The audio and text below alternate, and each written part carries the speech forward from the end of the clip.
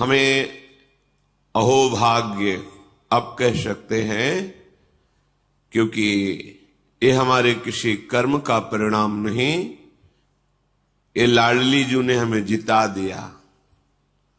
नागरीदासी जन्म जितायो, बलिहारी बलिहारी। बलिहारी है बिना किसी कारण के, बिना किसी गुण देखे अपने लोगों के ऊपर अलबेली सरकार की कृपा हो गई। ये महामहिम सौभाग्य श्रीधाम वृंदावन, जहां ब्रह्मा भी बहुत वर्ष तपस्या करके गोकुल की कोई लता पता बनने की आकांक्षा की, पर उनको सौभाग्य नहीं मिला। जहां गोकुलनाथ ब्रजपति श्री लालजू जिस चरण रज को मस्तक पर धारण करते हैं, प्रिया चरण रज जान के लुठत रसिक सिरमौर, ये वो वृंदावन धाम है जहां की रज रानी में अपार सामर्थ्य विराजमान है। सद्यो वशी करण चूर्ण मनंत शक्तिम तम राधिका चरण रेणु मनुष्मरामी। ये स्वामिनी जी के चरण चिन्हों से चिन्हित रज है, और इस रज में हमें रहने का सौभाग्य, आने का सौभाग्य, यहां बैठ करके भक्त भागवत चर्चा करने सुनने का सौभाग्य। अब हम कह सकते हैं कि हम बड़भागी हैं, बड़े भाग्य वृंदावन पायो। अब हमारा भाग्य बड़ा हुआ। अब हमें ये सावधानी रखनी है कि हमारे भाग्य का जो परिवर्तन शुरू हुआ है, हमारे बुरे प्रारब्ध जो हमारे भाग्य ललाट पे लिखे हैं, उनको ये धाम की रज मिटार देगी, नष्ट कर देगी बुरे प्रारब्धों को। ये जो हम रज लगाते हैं, इसका एक एक कण जो झरता है वो निष्पाप होता जाता है।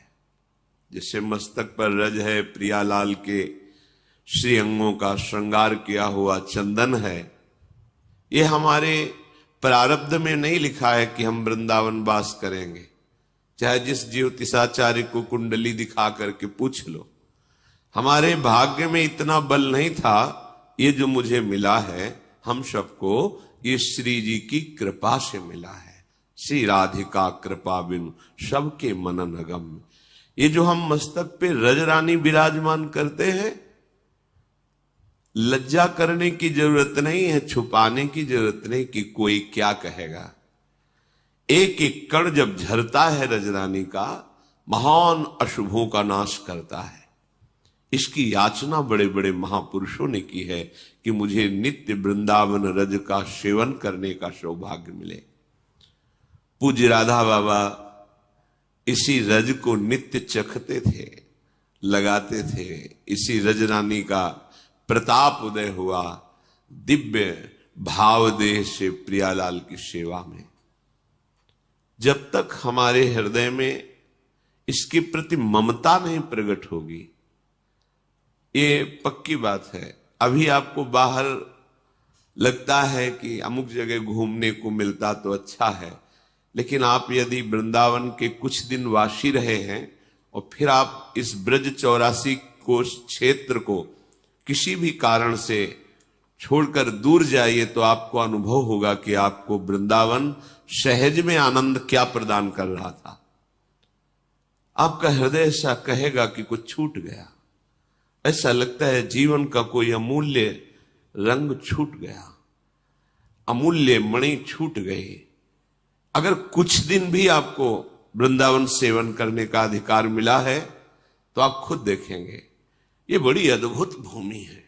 ब्रज 84 कोष, इसके अंतर्गत वास करना मानो श्री कृष्ण की गोद में वास करना है।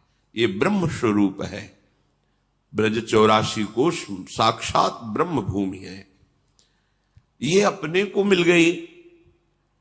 अब जो वृंदावन में सदगति होनी है, वो हमारे भाग्य में नहीं लिखी। भाग्य में तो दो ही लिखे होते हैं, सुख और दुख। नाना प्रकार की शुभ वृत्तियां और अशुभ वृत्तियां, इन्हीं दोनों से हमारे भाग्य का निर्माण होता है। और जो वृंदावन धाम मिलता है वो शुभ अशुभ दुर्ग विध्वंस बल तब जयति जयति जग उच्चरे। जब शुभ अशुभ दोनों का नाश करे तब कहीं उसे धाम की प्राप्ति होती है। कल आपने चरित्र में सुना, महान तपस्या निधि मुदगल ऋषि जब ऊपर के उत्तम लोकों के गुण दोष का श्रवण किया तो मना कर दिया, मुझे नहीं जाना ऐसे लोकों में, मुझे वो लोक बताओ जहां से आना ना हो। उसे भगवान स्वयं वर्णन करते हैं, न तद्भासते सूर्यो न शशांको न पावकहा यदगत्वा न निवर्तन्ते तद्धाम परमम मम। ये परम धाम है जहां से आना जाना मिट जाता है। यहां ऐसा नहीं कि जितने पुण्य सुकृत हैं उनको भोग लो फिर जन्मना पड़ेगा, नहीं, ये अंतिम जन्म है धामवासी का। अगर अपराध किया तो यही जन्म हो जाएगा, पर वैष्णव अपराध किया, गुरुद्रोह किया तो धाम से बाहर कर दिए जाओगे, तुम्हारी वृत्ति ही नहीं टिकेगी, धाम घबरा जाओगे, असंतुष्टता पैदा हो जाएगी, भाग पड़ोगे धाम छोड़ करके। और यदि आप सही चलोगे तो आसक्ति हो जाएगी। रूप की हद लाडली जू, लावण्य के हद लालजू, और स्नेह प्रेम की हद सहचरियां, और आसक्ति की हद वृंदावन धाम। ये पूज्य श्री नागरीदास जी ने लिखा हुआ है अष्टक में अपने। आसक्ति की हद है, खंड खंड हो जाए तन, अंग अंग सत टूक, वृंदावन नहीं छाड़ियो छाड़िबो है बड़ी चूक। शरीर के टुकड़े टुकड़े कर दिए जाए, चाहे जितना कष्ट मिले, अपमान मिले, बस धाम न छूटे। अब जैसे किसी का भाव हो कि जब लाडली जू ही नहीं रखना चाहती तो फिर हम कैसे रख सकते हैं। हमारी स्वामिनी का ऐसा स्वभाव नहीं। यदि आप ऐसा अपराध कर दें जो धाम को प्रिय नहीं है तो वृंदा देवी आपको बाहर कर देंगी। हमारी स्वामिनी जो बहुत करुणामयी है। अगर कहीं आप रहनी से रह गए जैसे रसिक जन आदेश करते हैं तो वृंदावन की ऐसी आसक्ति पैदा होगी कि आप जी नहीं सकते वृंदावन के बिना। आपको लगेगा नहीं भजन हो ना हो, सदगति हो ना हो, हम वृंदावन से दूर नहीं रह सकते, हम वृंदावन के आश्रय के बिना नहीं रह सकते। ये सीधे आवागमन को मिटाता है धाम। अहो भाग्य, अब इस अहो भाग्य को आप प्रेम रस में बदलिए। ये तुम्हारे भाग्य के लिखे को मिटार कर नए भाग्य की रचना करने में समर्थ है वृंदावन धाम। कई बार हमने सुनाया है सत्संग में कि एक बहुत बड़े ज्योतिषाचार्य अपने मित्र के साथ श्रीधाम के दर्शन करने आए तो मित्र ने सहज में कहा कि हम तुम्हारे ज्योतिष का चमत्कार देखना चाहते हैं। तो पास में ही एक आदमी चल रहा था तो उन्होंने उसी समय से गणित प्रारंभ की, उससे वार्ता की और अपने मित्र से कहा इसकी मृत्यु यहां होगी, यहां का साण जो है वो सींग मारेगा, इसके पेट में घुसेगा, मर जाएगा और इसको प्रेत योनि की प्राप्ति होगी।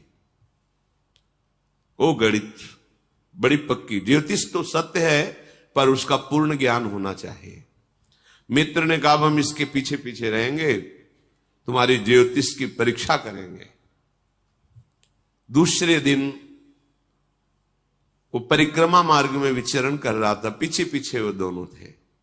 अचानक एक साण आया और बिल्कुल जैसा उसने गणित में बताया था वैसे ही सींग उसके पेट में घुसा। पर उस ज्योतिषाचार्य ने देखा कि वो तेजोमय होकर अंतर्धान हो गया। तो उनका मित्र ने कि भाई तुम्हारी गणित तो बहुत पक्की। बोले नहीं, तुम बाहरी देख रहे हो, मैं आंतरिक देख रहा हूं। मेरी गणित फेल हो गई, इसे तो प्रेत बनना था पर ये ज्योतिष स्वरूप तेज में होकर अंतर्ध्यान हुआ, ये हमने देखा। ऐसा क्यों हुआ?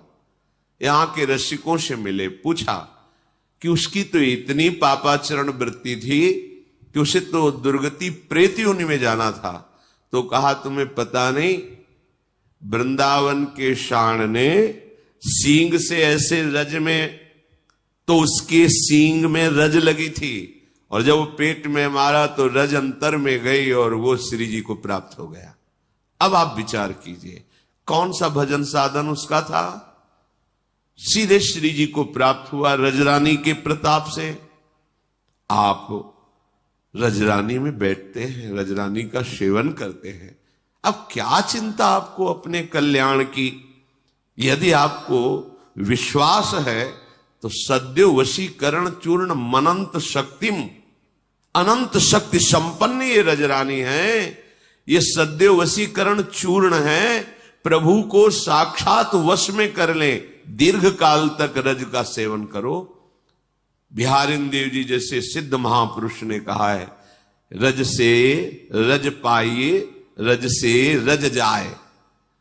जब रज का सेवन करोगे तो आपके अंदर इस रजरानी की प्रताप से प्यारी जू के चरणारविंद का प्रेम प्राप्त हो जाएगा। ब्रह्मेश्वरादि सुदुरु पदारविंद श्रीमत पराग परमाद्भुत वैभवाया, परम अद्भुत वैभव प्रकाशित करने वाली लाडली जू की ये चरण रज है।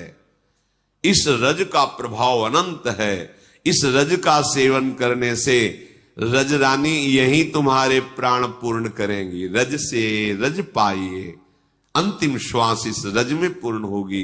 रज का सेवन करने से रज नष्ट हो जाता है, रजोगुण नष्ट हो जाता है और भगवत प्राप्ति सहज हो जाती है। बहुत धैर्य पूर्वक रहो। देखो, हम जिससे बात करते हैं वो केवल अपने मन की बात करता है, सब मन से परेशान है। मेरा मन नहीं लगता, मेरा मन ऐसा, मेरा मन। अरे कभी बोलो ठसक से मेरी लाडली जू, मेरी महारानी जू, मेरे गुरुदेव, मेरे वृंदावन धाम, प्राण धन वृंदावन, जीवन धन वृंदावन, सर्वस्व वृंदावन। नहीं बोलना आता, बस मेरा मन। सब इसी के दुलार में फंसे हैं, बच्चे से लेकर जिसको देखो सब मन के दुलार में। कब तक दुलार करते रहोगे? बहुत जन्म हो गए इस मन का दुलार करते हुए, अब तो इसको प्रभु में लगाओ, इसके विरुद्ध तो चलना सीखो। ये जैसा कहता है, हम देखते हैं श्री जी के लिए आंसू नहीं निकलते, अपने मन की अनुकूलता की मांग के लिए मोटे मोटे आंसू निकलते हैं। जब रोना देखते तो हृदय जल जाता है कि इतनी कीमती चीज से प्रभु खरीदे जा सकते हैं। यदि रुदु सुस्वरम राजन कृष्ण दर्शन लालसा, तो प्रभु विकल हो जाते हैं। अपने आंसुओं को तुम पार्थिव संसार के भोगों के लिए, संसार के लिए दे रहे हो। ये बहुत बड़ी भेंट है। एकांत में कोई देख न ले और बैठ करके श्यामा श्याम के लिए रोना। बिन रोए किन पाइया प्रेम प्यारा मीत। पर नहीं, हम रोते हैं, आंसू डालते हैं इसलिए कि हमारे मन के अनुकूल चले, मन के अनुकूल भोग मिले, मन के अनुकूल व्यवस्था करें भगवान या गुरुदेव। भूल मत कीजिए, ये वही मन है जो अभी तक तुमको स्त्री पुरुष शरीर मान भोग इसी में फंसाकर दुर्गति करता रहा है। अब मिला है अवसर सहयोग कि निकल चलो, तो तुम फिर उसी में फंसना चाहते हो। निकलो, भगवत कृपा का, गुरु कृपा का आश्रय लेकर इस जगत से निकलो। सच्ची मानना, जितने आचार्य हैं, जितने गुरुदेव भगवान हैं, ये सब भगवान हैं, आए ही हैं कल्याण करने के लिए, हम सबका कल्याण करने के लिए। ये जितने पंथ हैं मेरे प्यारे की प्राप्ति के लिए हैं, चाहे वो निराकार हो चाहे साकार हो। मेरा प्रभु सब रूपों में विराजमान है। मेरे प्रियालाल सबके हृदय में निराकार रूप से विराजमान है, आकार रूप धारण किए हुए वृंदावन में खेल रहे। ऐसे ही भगवान विविध धामों में भक्तों की भावना के अनुसार रूप धारण किए हैं और सर्वांतर्यामी रूप से सब जड़ चेतन में समाये हुए हैं। कोई भी ऐसा नहीं है जिसमें मेरा प्रीतम ना हो। आकार दूसरा है पर बैठा मेरा प्रीतम है, तो निराकार या साकार मेरा ही प्रीतम है। हमारे मन में कहीं भी किसी भी के संत संप्रदाय समुदाय सबके प्रति हमारी भगवत भावना हो, सब हमारे प्रभु के रूप हैं, सब हमारे प्रभु के उपासक हैं, सब हमारे प्रभु को ही प्राप्त करना चाहते हैं, और सही पूछो तो सब हमारे प्रभु ही हैं। वही लीला कर रहे हैं, कहीं सतोगुणी लीला, कहीं रजोगुणी लीला, कहीं तमोगुणी लीला, और उसका परिणाम दिखा रहे हैं। महान दुख क्लेश अशांति मृत्यु भय बंधन, ये स्वयं लीला करके दिखा रहे हैं। इसलिए किसी की निंदा नहीं करना, किसी को नीचा नहीं समझना, सब मेरे प्रभु का विलास। बस तुम्हें जो गुरुदेव ने दिया है नाम मंत्र उपासना, धैर्य पूर्वक चलते रहो, आगे देख लेना महान शांति मिलेगी। ये जो मन तुम्हें भोगों में अशांत करता है, जिस दिन जल करके आप सामर्थ्यवान बन जाओगे, जलन सहन करके, उसी दिन ये मन तुम्हें इतना सुख देगा कि तुम कल्पना भी अभी नहीं कर सकते अपने मन से। यही मन भगवान का स्वरूप अनुभव करा देगा, यही मन दिव्य तत्व में स्थित हो जाएगा। मन मन न रह करके भगवान बन जाएगा। इंद्रियाणाम मनश्चास्मि, समझो मेरी प्रार्थना को।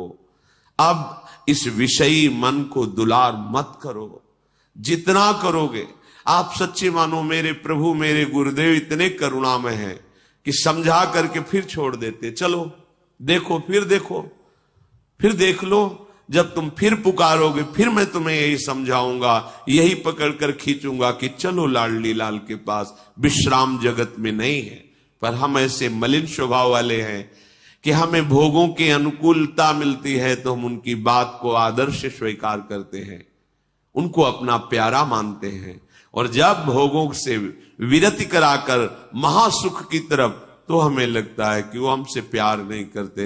देखो हमारे मन के अनुकूल नहीं चलते। क्या प्रभु को अपने मन के अनुकूल चलाओगे? नहीं नहीं, श्री कृष्ण अनुकूल लेन। हम अपने मन को प्रभु के अनुकूल चलाना, प्रभु को अपने मन के अनुकूल चलाना, ये कौन सी बात हो गई? सेवक स्वामी के मन के अनुकूल चले तो स्वामी का मन सेवक का मन एक हो जाता है। यही सेवकाई का धर्म है। और सेवक अपने मन के अनुकूल स्वामी से चाहे, ये तो सेवकपना नहीं रहा। सेवक सुख चाहा, ये कौन सी सेवकाई रही? स्वामी के सुख में निमग्न होना सेवक धर्म है। सेवक स्वामी से सुख अपने मन के अनुकूल चाहे, यही अधर्म है। हम भगवत मार्ग के अखिल ब्रह्मांडों के बादशाह के निज सैनिक है, निज सेवक है। काम क्रोध लोभ मोह मद मत्सरी हमारा कुछ नहीं बिगाड़ पाएंगे। हम अपने ठसक में रहें, हम अपने प्रभु के हैं, अपने प्रियालाल के हैं। देखो भारी तपस्या से युक्त, जिनको रिझाना बड़ा कठिन है, ऐसे दुर्वासा ऋषि को दुर्योधन ने रिझा लिया, वरदान मांगा,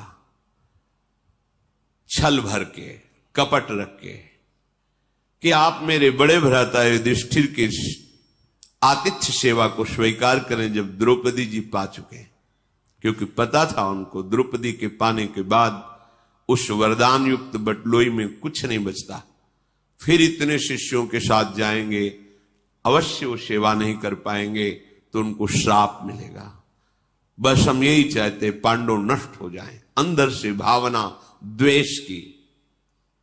लेकिन जिसने श्री भगवान का आश्रय ले रखा है, कोई भी बड़े से बड़ा तपस्वी या कोई बड़े से बड़ा शक्तिशाली उसका नाश नहीं कर सकता।